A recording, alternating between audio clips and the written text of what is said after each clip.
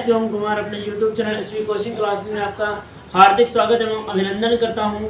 तो आज हम पढ़ेंगे क्लास 12 की फिजिक्स में प्रिज्म के पदार्थ के अपवर्तनांक के लिए सूत्र का निगमन, है ना, जो कि आपके एग्जाम में हर बार पूछा ही जाता है। ठीक है, तो आइए इसको हम शुरू करते हैं बिना देर करते हुए और समझते हैं कि आखिर डायग्राम में क्या है, कैसे होता है और कैसे इसका प्रूवमेंट करना है। ठीक है, तो आइए शुरू करते हैं।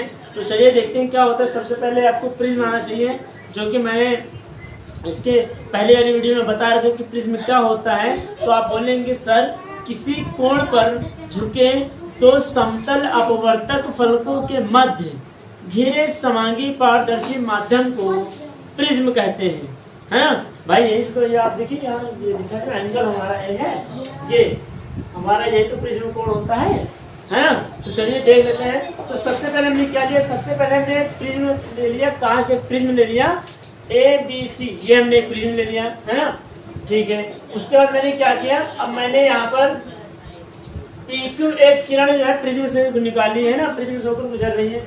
जो अब देखिए ये किरण गुजर रही है, ये किरण गुजर इस किरण के लिए ये क्या है हमारा, यही तो मुख्य अच्छा है। और यहाँ पर इसके लिए मैंने एक अभिलंब डाल दिया है। तो अभिलंब क्या डाले, अब यहाँ पर जब मैंने अभिलंब डाला है तो आप देखिए हमारा जो किरण है वो विरल माध्यम से सघन माध्यम में जा रही है। ठीक है, जब वो विरल माध्यम से सघन माध्यम में जाती है तो ये जो किरण में जो अभिलंब होता है वो क्या होता है, दूर हट जाता है किरण से या फिर पास आ जाता है। तो अभिलंब क्या होता है भाई, अभिलंब तो दूर हो जाएगा ना, ये मैंने लिखा है। जब किरण विरल माध्यम से सघन माध्यम में जाती है अभिलंब की ओर क्या होती है, झुक जाती है ना।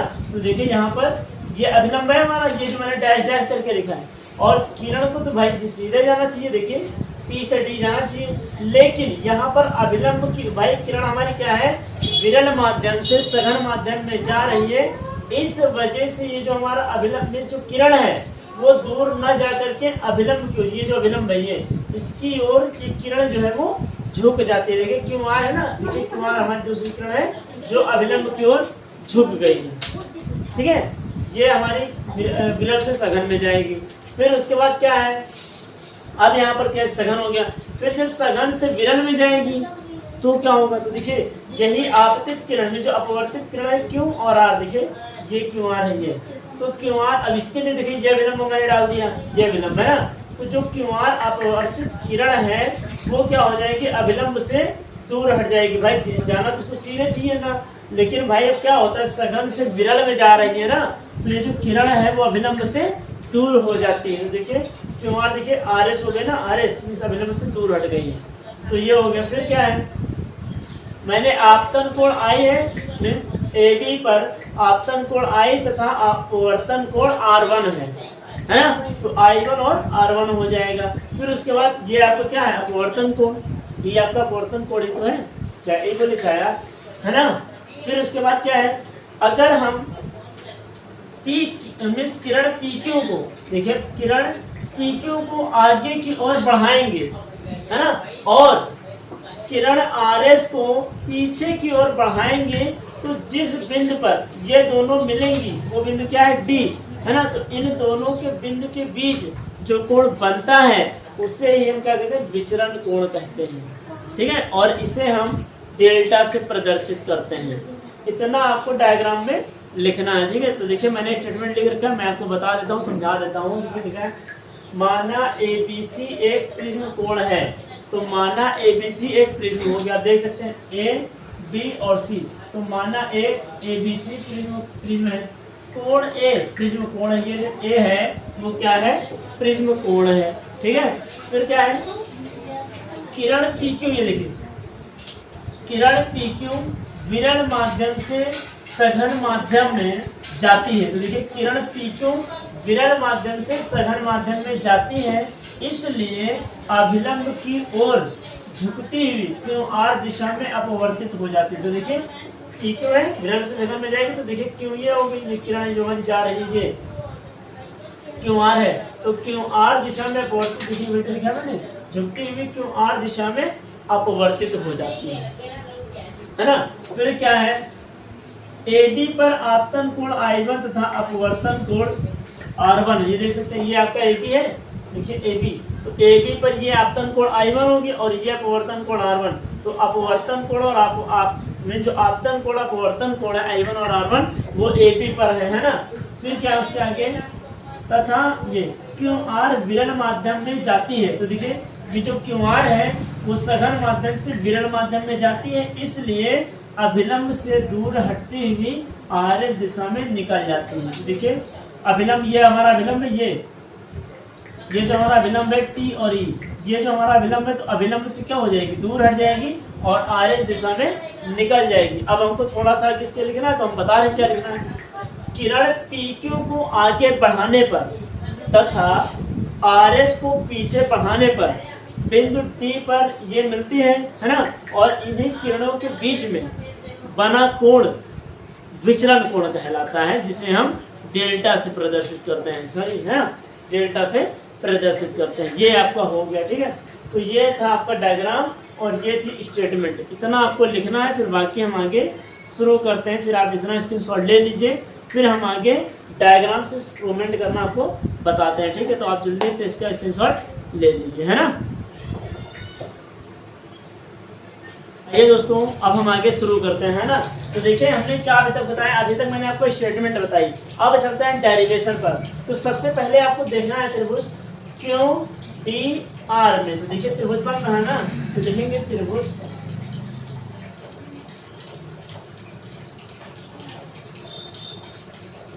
तो लिखेंगे त्रिभुज, ये हो जाएगा Q, ये हो जाएगा D और ये हो जाएगा R।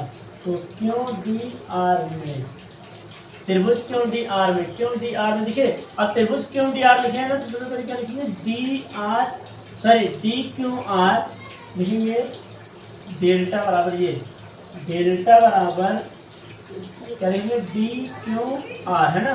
तो ये हो जाएगा त्रिभुज DQ और R, ये हो जाएगा प्लस त्रिभुज DR और ये Q हो जाएगा, एंड डेल्टा बराबर DQR प्लस डेल्टा DRQ, ये हमारा हो जाएगा, है ना।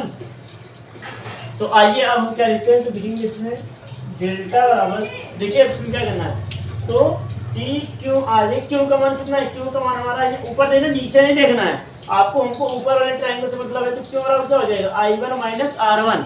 तो जहां पर DQR वो क्या हो जाएगा, I1 माइनस R1, ये हो जाएगा, फिर प्लस है, फिर DRQ मीन्स R का मान देखिए, R का मान देखिए नीचे से नहीं, तो हमको ऊपर से मतलब क्या, I2 माइनस R2। तो ये हो जाएगा I2 माइनस R2, ये हो जाएगा, है ना। देखिए अब क्या करना है, I1 और I2 को एक पक्ष में ले लीजिए, एक ब्रैकेट में ले लीजिए, और R1 और R2 को एक ब्रैकेट में, है ना। तो ये हो जाएगा डेल्टा बराबर ये हो जाएगा I1 प्लस I2, ये हमारा हो गया। फिर अब देखिए यहाँ माइनस R1 है, यहाँ माइनस R2 है ना। तो जब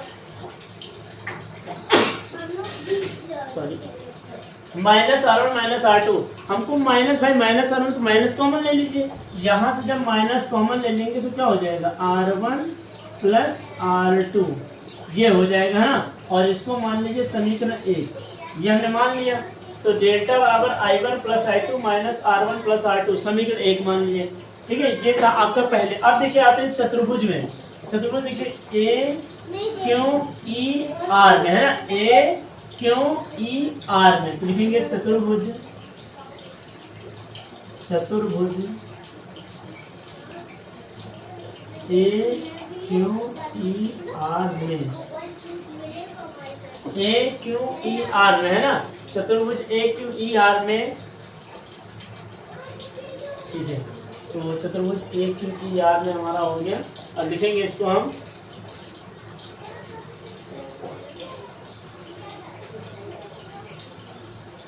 ठीक है। तो चतुर्भुज AQER में एंगल AQE, देखिए AQE तथा ARE तथा एंगल ARE समकोण है, समकोण है ना। तो समकोण है तो क्या हो जाएगा भाई, एंगल ए और प्लस एंगल ई बराबर किसके हो जाएगा, 180 के। तभी तो एक जब समकोण होगा तभी तो होगा दूसरा, ये मानेंगे समीकरण 2, है ना। तो आप देख सकते हैं चतुर्भुज ए क्यू ई आर में, ए क्यू ई आर में एंगल ए क्यू ई तथा ए आर ई प्रत्येक क्या है, समकोण है। तो angle A plus angle E बराबर क्या हो जाएगा, 180। जब समकोण है तो जाहिर ये 90 डिग्री होगा, ये 90 डिग्री होगा, तभी तो समकोण बनेगा, है ना। तो चलिए इतना हो गया समीकरण 2 मान लिए। अब आगे क्या करेंगे, तो आगे हम लिखेंगे, अब देखिए क्या करना है, अब चतुर्भुज जाना है नीचे, त्रिभुज नीचे वाले में। तो एंगल क्यू ई आर में मीन्स आपको नीचे वाला ट्रायंगल देखना है, ठीक है। तो लिखेंगे त्रिभुज क्यू ई आर में, यह हो जाएगा त्रिभुज क्यू ई आर में, है ना। क्यू ई आर में क्या करेंगे, R1 प्लस R2 प्लस ई, तीनों को जोड़ दीजिए। तो ये हो जाएगा R1 प्लस R2 प्लस ई बराबर कितना हो जाएगा, 180। भाई त्रिभुज के तीनों कोणों का जो कितना होता है, 180 तो होता है। तो ये हो जाएगा हमारा, आप देख सकते हैं आप समीकरण 2 और समीकरण 3 में हमारा जो RHS है वो बराबर है ना, ये हमारा हो जाएगा। तो समीकरण 2 और समीकरण 3 में RHS बराबर है, तो RHS को नहीं लिखना, हम LHS को लिखेंगे, a प्लस ई बराबर R1 प्लस R2 प्लस ई, है ना। तो ये हमारा हो जाएगा। तो आप ऐसा करिए, इसका स्क्रीनशॉट ले लीजिए, फिर हम आगे आपको इसी के आगे बताते हैं ना। तो आप इसका स्क्रीनशॉट ले लीजिए, ठीक है।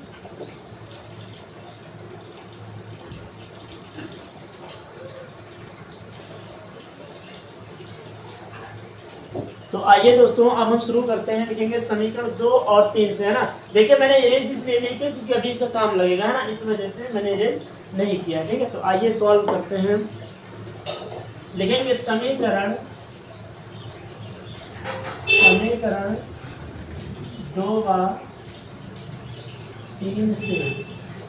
तो समीकरण 2 और 3 से क्या लिखेंगे, a प्लस ई बराबर क्या हो जाएगा, R1 प्लस R2 प्लस ई, क्योंकि 180 तो बराबर है दोनों में, 180 लिखेंगे नहीं। तो ई से हमारा ई कैंसिल हो जाएगा, बचेगा क्या, a बराबर R1 प्लस R2, इसको मान लीजिए समीकरण 4, है ना।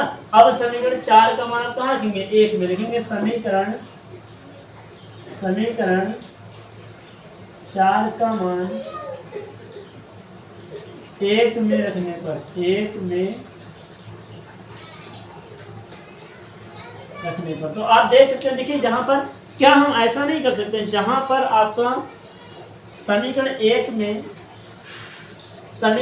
जहां पर R1 और R2 लिखा है उसकी जगह पर क्या हम समीकरण 1 में a नहीं लिख सकते। देखिए दोनों मान बराबर है ना, इस वजह से R1 प्लस R2 की जगह हम a लिख सकते हैं। तो समीकरण 1 में देख सकते हैं, तो इसके लिए हम क्या लिख देंगे, इसको हम इरेज कर देंगे ना। तो यहाँ पर जब हम इरेज करेंगे, समीकरण 1 में हम मान रख रहे हैं, तो समीकरण 1 हमारी क्या थी, डेल्टा बराबर ये हो जाएगा I1 प्लस I2 और माइनस, और जहां पर R1 प्लस R2 था उसकी जगह हम क्या लिख देंगे, a। तो ये हमारा हो जाएगा a, हमने लिख दिया, है ना। तो डेल्टा बराबर I1 plus I2 minus a, इसको मान लीजिए समीकरण 5 मान लिए, है ना। अब लिखेंगे आगे, इसको हम इरेज कर देंगे, ठीक है। तो लिखेंगे, अब आगे हम लिखेंगे, पता है, लिखेंगे अल्पतम विचलन की स्थिति में, है ना। लिखेंगे अल्पतम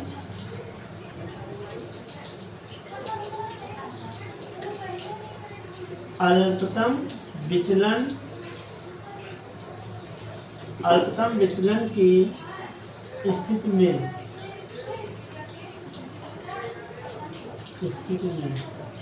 ठीक है। तो क्या हो जाएगा, अगर हम I बराबर I1 मान लें और I1 बराबर I2 मान लें, मीन्स तीनों को मान बराबर कर दें, और इसी तरह डेल्टा को मान लें हम डेल्टा m, और अपवर्तन कोण जो हमारा R था वो हो जाएगा R1 और किसके बराबर, R2 के बराबर।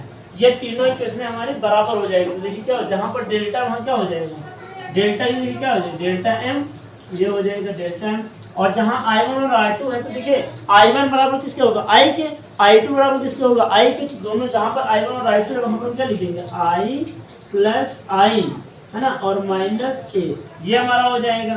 तो अगर आप इसको जोड़ के लिखे तो क्या हो जाएगा, आई और आई जोड़िए कितना हो जाएगा 2i माइनस ए, है ना, ये हमारा हो जाएगा 2i माइनस ए, ये हमारा हो गया।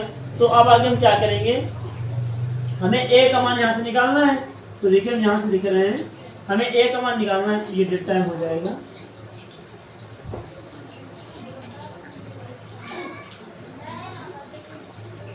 या आप आई का मान निकाल लीजिए यहाँ से।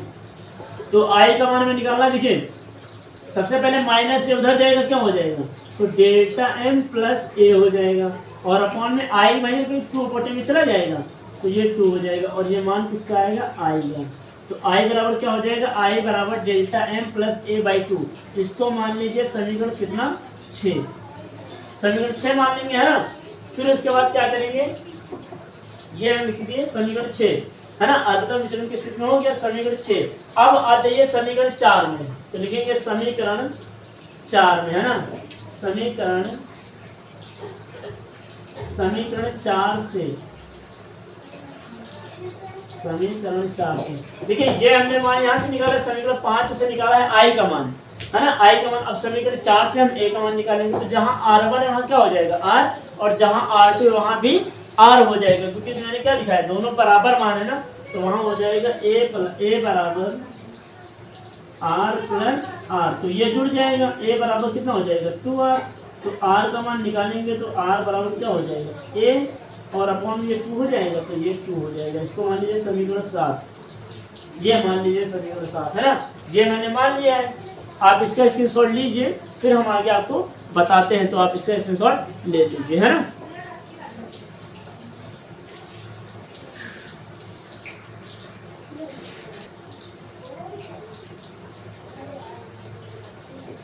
तो आइए दोस्तों आगे सॉल्व करते हैं, ठीक है। तो अब हम लिखेंगे यहाँ पर, देखिए आई और मीन्स क्या, आई और आर का मान निकाले, आई और आर के कौन किसमें आता है, स्नेल का नियम आपने पढ़ा होगा, तो लिखेंगे स्नेल के नियम से, है ना, लिखेंगे स्नेल के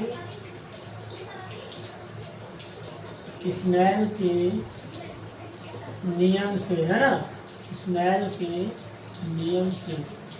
तो चलिए स्नेल का नियम क्या होता है, n बराबर साइन आई अपॉन में साइन आर, है ना। इसको मान लीजिए समीकरण कितना 8 मान लीजिए। तो लिखेंगे समीकरण 8 में 6 और 7 के मान रखने पर, तो लिखेंगे समीकरण 8 में, ये है 8 रोमन नंबर, समीकरण 8 में 6 व 7 के मान,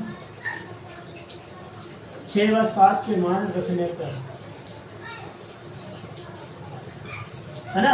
ये देखिए समीकरण 8 में 6 और 7 का मान, तो n बराबर साइन, और जहां पर i है तो i का मान कितना है, देखिए i का मान आया delta m plus A by 2 upon में साइन, और जहां r है तो r का मान कितना, r का मान a बाई 2 है, तो यहाँ क्या हो जाएगा a बाई 2, है ना। ये हमें प्रूव करना था और प्रूव कर दिया। n बराबर sine delta m plus A by 2 upon sine a by 2, है ना, ये हो गया, ठीक है, n बराबर sine delta m plus A by 2 upon sine a by 2। तो ये हमें प्रूव करना था, जो कि मैंने आपको प्रूव करके दिखा दिया, ठीक है। तो उम्मीद करते हैं कि आपको डेरिवेशन और डायग्राम समझ में आया होगा। डायग्राम में कुछ नहीं, आप समझ लीजिएगा। ये I1 माइनस हम देखिए कहाँ से, आपने शीर्षा ध्रुव पढ़ा है, ये में जितना मान इसका होगा उतना पूरे का मान होगा, तो I इसका मान है, I1 पूरे का मान होगा।